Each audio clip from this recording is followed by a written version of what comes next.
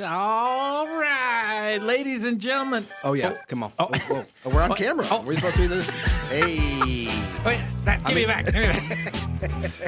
This episode's sponsored by hostess Jumbo Honey Buns. Honey Buns. Jumbo Honey Buns. Jumbo Honey Buns. Get close there. Jumbo Honey Buns. It is a package of stuff that you don't need. Ladies and gentlemen, welcome back to the voice of the Nevada National Guard. I'm your host, our first class Rob Deal. Today with me, my co-host, the State Chaplain of the Nevada National Guard, Chaplain Todd Brown. Whoop, whoop. Thank you. Thank you very much. Yes, we are all freshened up and ready to get back on topic. Thanks again for coming out today. Man, I'm so glad to be here. Yes. Really am. When you broke out the honey buns, I kind of lost my mind. Just saying. So I don't even remember what we were talking about. Fishing? No. We were talking about communication and all this, that, and the other. And you had, when we went to break, just before we went to break, you were going to share with us your experience, first time go around, your first enlistment, and the difficulties, challenges you had there with the communication and your spouse and et cetera. Please share. Yes. So I'm gonna go in here. You've had so much fun time now. Hi. So glad you could join us today. So let's go back to us. Hello. Yes. So first time in the military, I was in high school. If you watch the first episode, I did allude to how I ended up in the military. Quite by accident, I ended up in the Guard. Yep. My dad was going to move me out in trash bags because I had graduated. I was full grown. I was getting ready to be 19. I was wild. He still had two younger sons to raise, and he was like, "You gotta go," right? So I was trying to figure out what I was going to do. Ended up going to an air show with my family, and there was a recruiter on the other side of the field, and I ran like Sound of Music. The hills are alive with the sound of music. Go, son. Literally across the field, and I smacked my hand up against the table, and I was like, "Sign me up." And it just happened to be a National Guard recruiter. Yeah. Right? So joined the Guard in, it would have been August of 1992. August 1992. I needed to get gone fast because I was going to fail my first semester of college. Ooh. He said, "When do you want to go?" I said, "How about now?" Yep. And I signed a form. It was triplicates, carbons I had to bear down. In fact, my country recruiter's like, "Bear down, boy. You got to get 3 copies." Right? People don't even know what carbon copies are. No, they don't. No, they have no clue. So 17 days later, I was at Fort Benning, Georgia. Turned 19 at Fort Benning, home for boys. Right before I left, I met a girl. Okay. I don't know if you guys know this about me, but I was on a country line dance team. And I toured up and down the... You didn't know that, did you? You didn't know that, did you? And I loved you till right now. I'm just saying. No, I'm just kidding. I was on a country line dance team, and we were doing our thing, and I met a girl. She was a two-stepper. Oh, she was a two-stepper, and I fell I've madly. heard weird things about two-steppers. I fell madly in love with her, and then I left for basic training, and we wrote letters and stuff. And when I got back, I was still smitten with her, and ended up moving around and moved to her hometown. We got engaged, and got married in. Let's see, it would have been 95. Wow. I'm dating myself, right? October of 95, we got married. And so I had been in the Guard since August of 1992. Yeah. And then we got married in 95. And in that period of time, she never once said anything negative about the military. And she saw you going off to drill. She saw you, not drill, but she saw you going off to doing your thing. Yep. And there was no communication about it.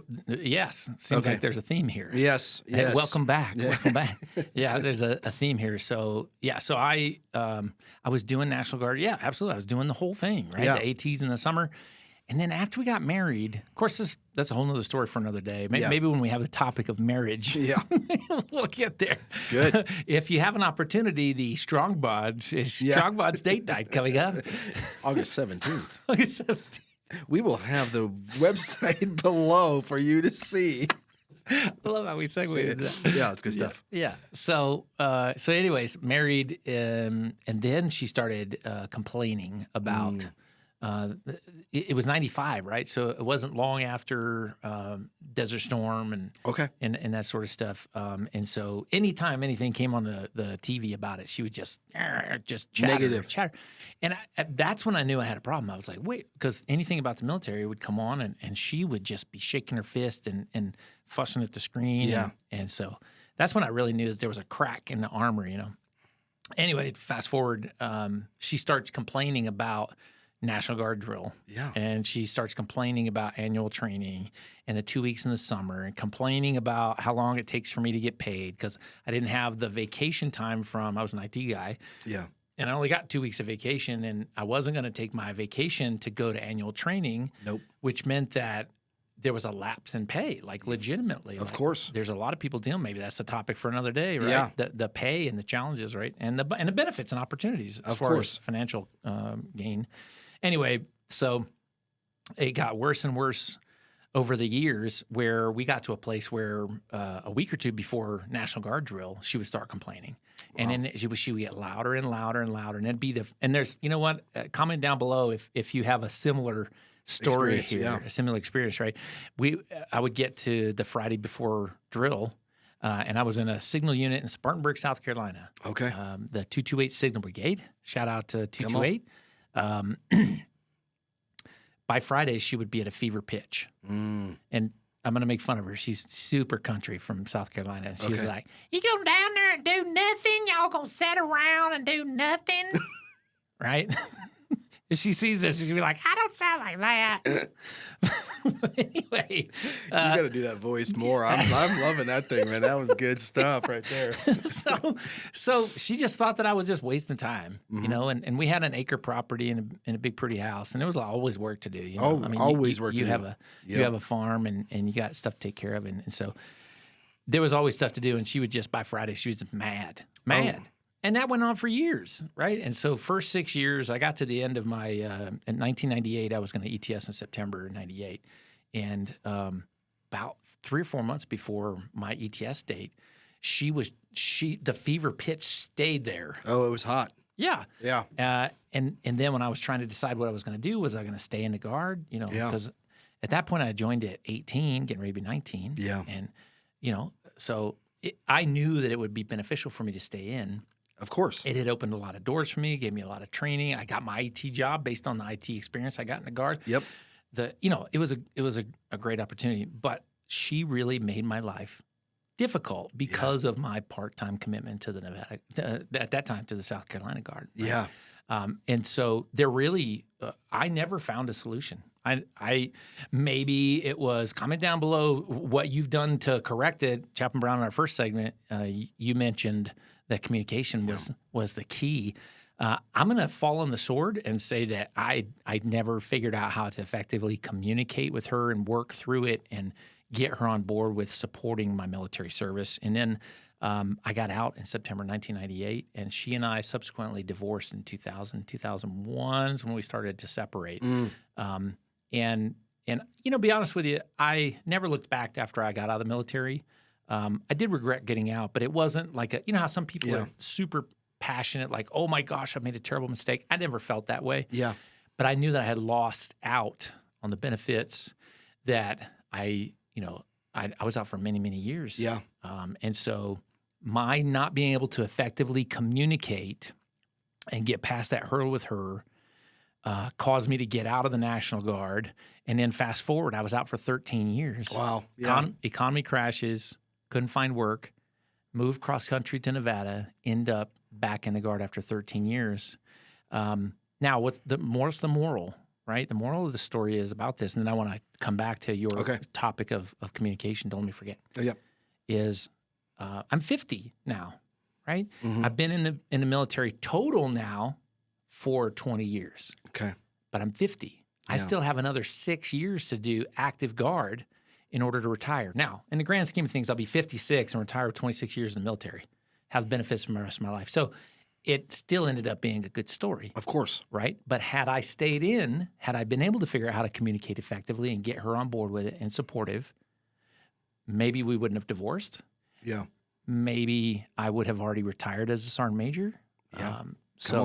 But you can't go back. But this is relevant to today's topic. Yes. And it hits home with me because I could have stayed in that entire period and chose to get out to appease my now ex-wife. Yes. Do you mind if I dig into that a little bit? Absolutely. Okay. So, thank you for sharing. Sure. First, I really want to. First question that I would have is, and I think that a lot of us deal with this when it comes to a spouse, like the topic that we're talking about today, a spouse or a loved one that doesn't necessarily support what we're doing. You use the term, if I could have convinced her. I think that oftentimes we believe that we're going to convince somebody, or we're going to say something very profound, or we're going to wave the American flag or the state flag or whatever enough times that they're just going to come alongside of us. My question to you would be this: what did you back up? What do you know of her past that may or may not have driven her disdain or her not support of your guardrail of your service? To be perfectly honest with you, it's been a long time ago. Yeah. And I've remarried and got kids, and Yep. So I think that there was some, and I'm just guessing here. Yeah, of course. But there was I'm gonna be very careful because she might see this at some point. Yeah, right? of course. And respect her privacy. Of course. She had a turbulent relationship with her father. Okay. And he ultimately took his life. I'm sorry to hear that. And it was after, I believe it was after we had divorced. And my best guess is that there was I don't remember if he ever served. I don't think he did. Okay. And I know that there's not a direct correlation between a turbulent relationship with a daughter and her father. But I think that there was, somebody's big brain, they could draw a correlation between service in the military and a turbulent relationship with, of course, with a father. Yeah, and I got to be honest with you. I set you up.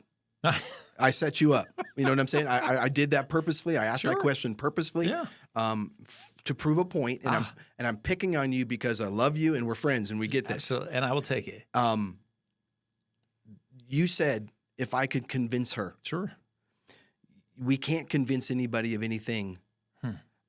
Meaning, I'm going to try to impart my opinion, my views on you. We can't do that. What was missing there was you didn't gather knowledge, information, her history, her everything, to have a conversation about why she was frustrated or why your spouse was frustrated, disappointed, angry, whatever it is when it came time for you to serve. Rather you thought I failed at convincing her. That's what you thought. Yeah, absolutely. I failed at convincing her. Sure. We don't have to convince them. But we just have to talk about it and understand what perspective they're coming from. Meaning, we don't know this. You don't know this. Maybe her dad did serve, or maybe her mom served, or maybe her uncle served, or maybe somebody in their family served, and there was something that was, brewing from past, and that reminded her. So having that conversation, and all of a sudden, now that's out on the table, you don't have to convince them of anything. Having their opinion, their view heard, so that you can work together in going forward. So, if anything, I'm sorry for setting you up, but you jumped right into that pool, and I was like, okay, I'm gonna do it. Give me a honey bun, let's get it on. Well, this is for growth. If you guys didn't know that you guys have tuned in here, the intent is to capture real and raw conversations about real world experience. Come on, and hoping that at some point something comes across that resonates with you and that helps you work through something that you're going through in your life and in your military career or your past service. Yeah, helps you because you're not the only person that's ever experienced that. Sure. I can almost assure you that half the people watching this are going, "Yep, I remember a time that happened to me too." Well, it may not have led to divorce. It may not have led to something, but they're going, I can connect with that. And we have to remember, it's not about convincing them of my opinion. It's not about convincing them of my calling. It's about having communication so that we can see each other's perspective and come to common ground so that we can continue mission serving if that's the case. Now, let me go down another path real quick. I have a question for you after you get done with that. Another path real quick. And that is, I've had people come to me and say, you know what? I'm contemplating getting out. I've only served for 6 years, 5 years, 4 years, 10 years, 12 years, whatever. This is how long I've served, and I'm contemplating getting out. And I'll say to them, well, tell me why. Multiple different reasons, or whatever, family or life or job or whatever it is. And I know that recruiters don't want to hear me say this, but the reality is, if the season is over for you, for your service, man, move on. Proud of you for what you did. Proud of you for doing it for 3 years, 6 years, 12 years, 20 years, whatever it is. Service, we're thankful for your service. How many times you hear that in the stores that you're going to? Hey, thank you for your service. Whether they don't say, hey, thank you for your 8 years of service. Thank you for your 6 years of service. Thank you for your 25 years. They say, thank you for your service. And so the reality is, we have to remember that not everybody wants to serve 20 years. Not everybody wants to serve 25 years. They do their 6 years and go, you know what? I check that block, or I feel satisfied with my service at this point. And so, you know what? I'm going to go out. And my tell to that young man or woman that comes in my office and asks that is, I want them to leave there with their head high, knowing that the service that they gave was appreciated and they were valued and there was a sense of belonging, whether they have a 13-year break in service or they never come back. Thank you. Powerful. My question to you. Let's hear it. Earlier, we discussed in the first segment Yes.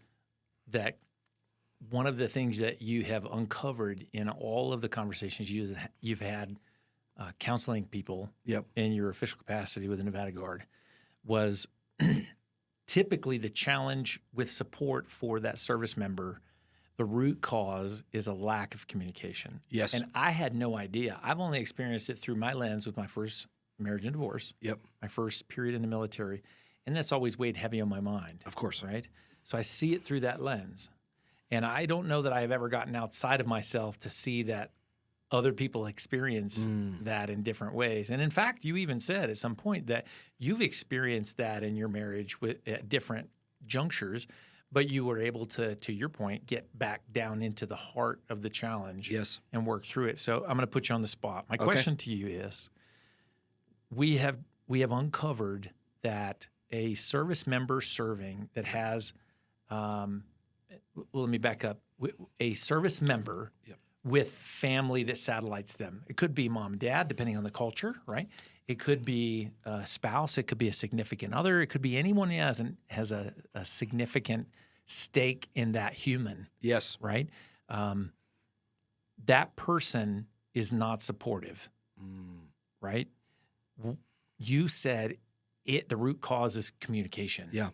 So for those of in our audience that have tuned in that have that challenge actively, either a few times like you suggested, or their house is on fire. Come on. And lack of support for their military service is part of the equation. And it's going to rattle their cage if they're no longer a part of the military, and essentially it could cause their house of cards to fall. Right? Yes. How do we communicate effectively to get to a space where the soldier is happy and healthy serving, and the family is relatively whole as it pertains to their military service? How do we do that? Oh, good question. Really good question. Here's the thing that I will say before I actually get to an answer. Whether it's leadership, being a mom or a dad, being a coworker, being a family member, being a community member, being a church member, being whatever it is, if we want to get better at anything, you got to communicate. I would challenge anybody out there listening today or anywhere, look at any model that says, hey, if you want to be a better leader, you have to do these 6 things. If you want to be a better husband, wife, you got to do these 6 things. If you want to have a stronger relationship, you got to do these things. I will absolutely assure you that every single one of those models, in one way or another, will have communication on that list. without question. Communication is the best thing that we can do for ourselves. Rephrase that. The best thing that we can do to improve ourselves and move ourselves to the next level, whatever that level is understand how important communication is. And so I say that, I'm so thankful you asked that question, because oftentimes people say to me, well, how? Because we could sit up here and say all these great things. We could say all these wonderful, profound things, which we don't, but all these wonderful things. And then people go, well, great, thanks for leaving me hanging. How do I do that? And when it comes to communicating, it's a challenge. It's an art. It's a science. It's everything. One of the first things I would do is figure out how to be a good listener. Figure out how to be a good listener. There's plenty of books out there. There's plenty of websites. There's plenty of things on how to be an active listener. And truly read them and try to understand how you can apply those things in your life. Oftentimes we listen so that we can say something. How often do we just listen to listen? Now, I'm sorry to pick on you again, but when it came to your ex-wife and stuff, chances are you didn't listen. And I'm not being mean. That's not fair. Being mean, just being honest. Absolutely fair. Chances are you didn't listen. You heard her frustration, her anger, her disappointment, and you automatically got defensive. And that's just natural. That's what we do. Sure. But the reality is if you had a chance to redo it, redo those moments, saying, hey, I hear your frustration. I hear your anger. Where does it come from? I want to understand where that frustration comes from. Then all of a sudden we become a listener. But guess what that is? That's 50%, if not more, of what communication is. So oftentimes we relate communication with just me running my pie hole, like what I'm doing right now. I'm communicating. But 50% of being a successful communicator is being a good listener. And I would say it's even higher oftentimes, if not 75% of being a good communicator is being a good listener. I don't have any statistical data. I don't have any facts to back that up. That's just Todd's experienced opinion. How do we communicate? A, be a good listener. And if you're not a good listener, figure it out. Don't just listen so that you can come up with an answer, come up with a solution. Listen, because sometimes people just want to be heard. And guess what? That in and of itself may solve the problem. Second, when it comes to communication, there's all sorts of forms of it. Nonverbal communication. You ever heard of that? How many times have you been in a communication with somebody and they say, it's not what you said, it's how you said it. You're not being a good listener right now. I'm just telling you. Yeah. That's what I'm saying. It's not what you said, it's how you said it. So we have to be aware of what our body language is doing. Interesting point. I knew a police officer, young police officer, and he was going through his training days when he had an FTO. I think that's what it's called, a field training officer. He was assigned to somebody, and that somebody was to be mentored and do this, that, and the other, help him be better and be ready to go out on the streets on his own. And the FTO actually gave him a book and said, read this book 100 times, underline, do this, that, and the other, because this will save your life. Sounds like pretty good stuff right there, right? I think we all should read that. And you know what the book was about? Understanding body language. Understanding body language. Understanding how people communicate through body language. Because if I'm a police officer, I need to understand that. If somebody's agitated, if somebody's this, that, and the other, it's a safety thing. And so when we boil that down to communicating with our spouse, our loved ones, those who have a frustration towards our military service, don't just get defensive. Don't just try to persuade them of why it's so important. Understand that they have a perspective and they want to be heard. Listen to it. It's part of communication. Another thing that we do, this is what Monica and I do. As you know, I have a pretty busy schedule. I do traveling. I do this, that, and the other. So I'm moving and grooving a lot. And so what I do at the beginning of each year is I print out good old-fashioned paper. I print out a calendar. And it's normal size, all 12 months, and then we start writing in it. Because I know that I'm going to go to a conference during this week, and so I write it in that week. I flip to this month and I think, oh, I got to go to a conference here. Or I put drill on every single month where I'm going to be drilling. I put my AT on there. It's our calendar, and it's become what we look at. I mean, it's the most used thing in our house. I have a travel next month, and Monica grabbed the calendar and she was looking at the next month, and she's like, I don't see the travel that you just talked to me about on our calendar for next month. And I went, oh, sorry, I forgot to put that on there. I could have said, well, yeah, no, I just didn't have time to do it. Negative. It's our opportunity to communicate about what we're doing.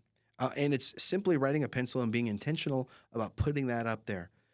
Now, is it always, maybe sometimes I forget to put something up there, or she forgets to put something up there. Yes, there's got to be grace. But that's just another form of communication. That's all it is. And it's fun too, if you think about it. We're going to Disneyland, and guess what? That's on the calendar, and we put it in highlight, or we put it in a different color, and so that when we turn to that, it brings a smile automatically. And I can say to her, or she can say to me, "Hey, did you do this in preparation to go to Disneyland?" Oh, no, I didn't. I need to get on that. So it's a great form to be able to communicate at a very non-defensive level. It's baby steps. And some people out there think, and I've made this suggestion 1,000 times at marriage retreats, couples that come in and see me for counseling or whatever. And a lot of them will say, well, we have that on our phones, or we have that on our computers. Okay, I got to be careful here. If that works for you, great.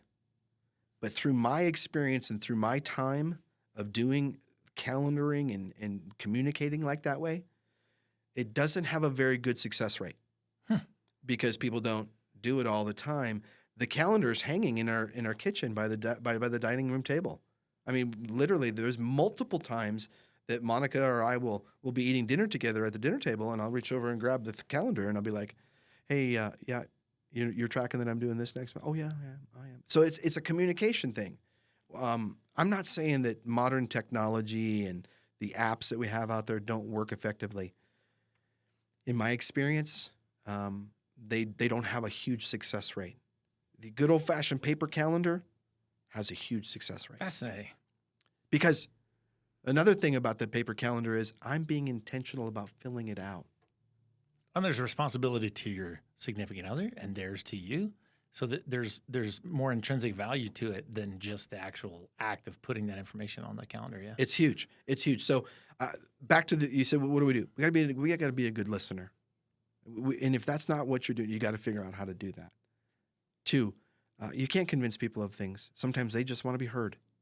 And part of communication is being heard, understanding the art of hearing somebody, not just listening, but I'm hearing you. I'm hearing what you're saying. I hear what your heart's telling me right now.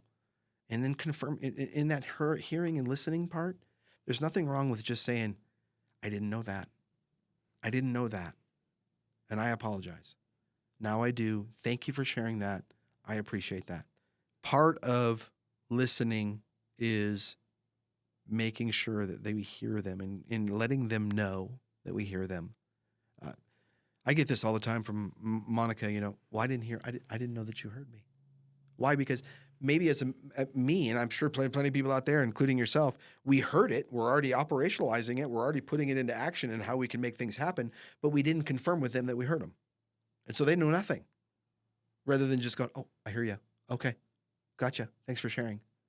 Nothing wrong with that. That's part of hearing. That's part of communicating. And last, let's make something visible, like a calendar, so that we can share that. If you have young kids at home, there's going to be times that there's not necessarily their birthday party, but maybe a family birthday party that you definitely want to go to, or maybe there's a soccer game that, whatever, putting all of that in there. And here's the thing. We've been doing this long enough that there is no excuse from the younger soldiers, younger airmen, that, oh, I didn't know that when we were drilling. Wrong. That drill schedule comes out a long ways in advance. Now, am I saying it's perfect? No. Sometimes it goes left, sometimes it goes right. But I would say that 80% of those dates are pretty solid. And so being able to put that into the calendar at the beginning of the year, and you know that, and you can plan around those things, it's so huge. So how do we get people to support us when we struggle? Communication.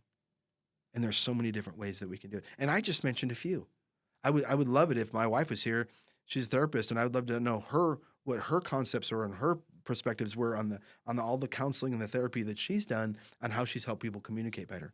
So I don't know if that answers your question. You nailed it.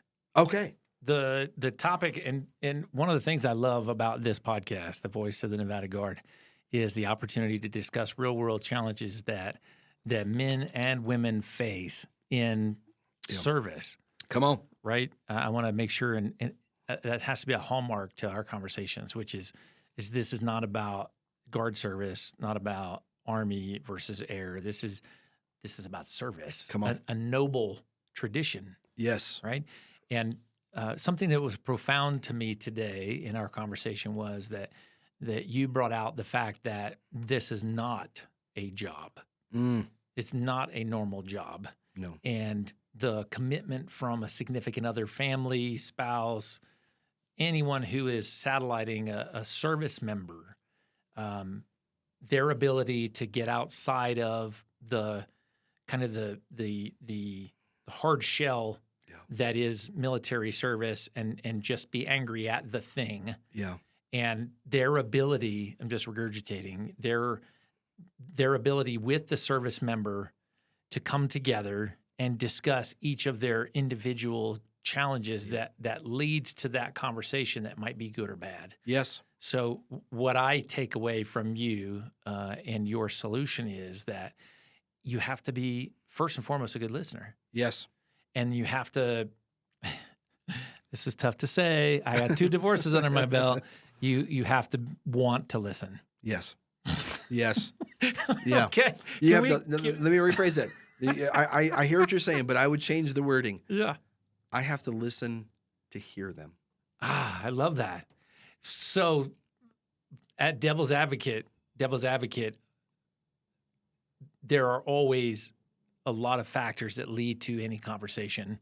Yeah. And the lens that the people communicating are looking through. Yeah. Right. So again, what was profound to me was that you said that you have to ask the questions. Yeah. You have to find out and dig why they feel that way, as opposed to coming at them for their feelings. Yeah, and I know that we're going long, but I really want to talk about this one. I didn't say this. And listening. That's the most important part. Huge listening. Asking the questions. But you said it. You said asking the question. Thank you for the good reminder. It just kicked off in my brain.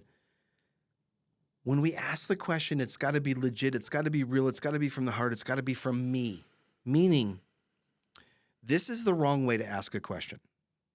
Why are you all jacked up and supporting me? That's wrong.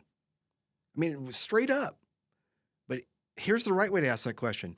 Hey, I love doing what I do. And I know that, you struggle with it. Help me understand why. Then there's no defense there. Help me understand why.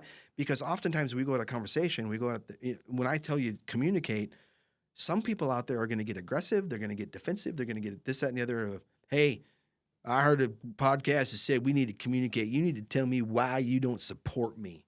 Wrong. Hey, I love doing what I do. Man, this service that I am doing, I feel a part of a team. I feel a sense of belonging. I mean, it's bigger than me. And I know that you have difficulties and challenges with it. Help me understand them. That is, I'm not sure. I'm not sure I regurgitated it best back to you. Yeah. But that's what I heard, what I absorbed. Yeah. Was, because I have significant experience with this topic, right? From a user's perspective, Yeah. right? And so that's the lens that I look at it, which is exactly to your point, which is how did I come to the table when those things were happening, when she was not a fan of my being in the Guard, and the fever pitch that built until drill weekend, and AT and money and this just constant. How did I come at her which I'm sure it's been a long time ago, but I'm sure that it was just abrasive. And, there's more to it, of course. Of course. Right? Yeah. And I really didn't want to hear what she had to say, to Yep. be honest with you. And let's be real here. And we're going to close on this. Okay. Right? When I went to marriage counseling with my first wife, Yeah. it was long after we should have Yep. visited a counselor. Which are 75% of them. And he said to me, this is a 4-alarm fire with somebody trying to put it out with a sprinkler from the front yard. Yeah. So who's to say that early on in the marriage, if it had a chance, and being in the Guard was a big deal for her, Yeah. and my coming at her abrasively because I was not happy in my relationship, Yep. and she was not happy with a couple of things Yep. that we won't go down those roads, right? Of course. Normal marriage stuff, right? Yeah. But that just happened to be the thing that we were grinding the axe with. Yep. And I'm sure that I was aggressive in conversation with her to say, why don't you just, Yep. like, I signed a contract. I have to go. Yep. Like, I now that when I'm saying that out loud for everyone to hear, I hear myself saying it. Mm-hmm. Yeah, it's third person. Here's something. I know that you said we're going to end on this, but and we don't need to go down this. This could be I think this could be another topic, another time. Sure. Along the same vein, though, we're talking about those who don't support us in our service and what we can do in communication, all this, that, and the other. And what we have used a lot was husband, wife, spouse, mom, dad, community, church members, whatever it is. There's something that I think that we need to talk about in the future. What about my older children, meaning my 12-year-old, 14, 15, 16, 17, that teen child that hates the military because it took mom and dad away for a year at a time? What about that 12, 13-year-old, 14-year-old that dad or mom missed the birthday party that he really, or the baseball game, or this? How do I convey to that individual? How do I convey to that loved child that service is good? And in our first podcast ever, we touched on that. We did touch on that a little bit. We touched on that, deployments, and Yep. both of us have been deployed with kids. Yep. And so I would love, let's do that. And In from a perspective of from a kid, I mean, man, dad, I'm just going to use dad because that's my perspective, is dad puts on that uniform once a month, and I don't get to hang out with him. I don't get to play with him. I don't get to go fishing with him. I don't get to do this. And then when he puts on that uniform and he goes away for a year at a time, it's easy for a child to say, I don't want no part of that. Profound. Anyways, Profound. Anyways. So recap. Okay. This is the second in a 3-part series. The first was on being in the military with kids. Yep. Right? Just a broad topic. And Yep. and we talked about a lot. We did. If you haven't had an opportunity to see the first podcast in this 3-part series, make sure you go check that out. We'll put it up here in the cards because if you're serving or you used to serve and you're working through how you feel about the past or the future, it's a great opportunity for you to go through with us what we have experienced personally with combined 40 years of service in the military and kids, grown kids. Yep. And the second in the series today was specifically serving with a satelliting family member who is not supportive, not a fan, aggressive or not, just not supportive, and how that impacts our third and final in the series, which is, do I want to complete 20 years in the military to be able to hang on to those benefits for the rest of my life? So when we close this out, when we come back, and I think we're going to do it next week or week after. I think you have some travel coming up.